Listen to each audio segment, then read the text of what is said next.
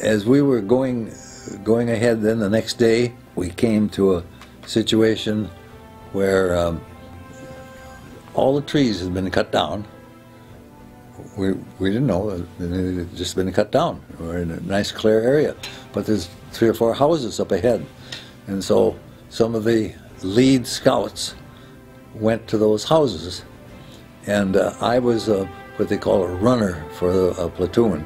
I was a guy that went from this platoon to the other platoon, taking messages or doing whatever the little chores that the sergeant wanted me to do. We came to this little sort of a place open in the area where there was maybe half a dozen houses, or maybe a dozen houses, something of that nature. Now, our lead scouts went to these houses. The windows were all blown out, the doors were all blown out, and they went into the house. And when I approached the house, the fellows that were ahead of me were gone. Didn't see them at all. So I went into one of these houses, went up the steps, no doors, no windows, anything like that, and I looked out the back side, and there I saw a German squad, maybe a half a mile away, carrying mortar shells and going to a mortar in the back there.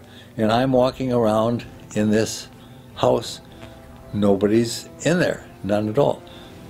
I find out months and months later that the guys that were ahead of me were captured and were downstairs. The Germans had captured them, and they heard me walking around. They knew that I was walking around up there, but they didn't say anything, and the Germans were holding them. And finally, I decided I was going to get out of there, and by the time I got out of there, this mortar group, they started firing mortars back behind where I was. The mortars were going over me and coming in behind me. And I didn't know it, but the fellows that were down in the basement, were captured by the Germans, they were pulled out, and months later they were able to get back and get away.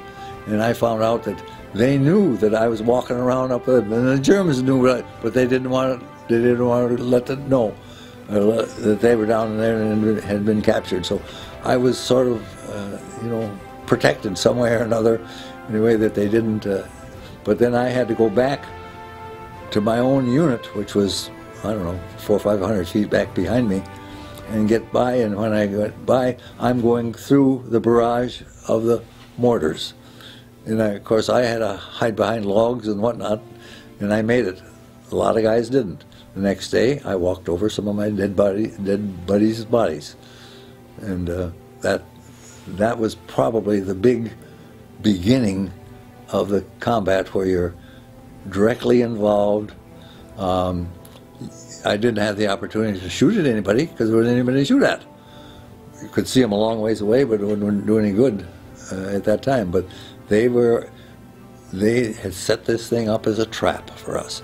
The trees had been cut down to let us walk through, and we did, and we got killed.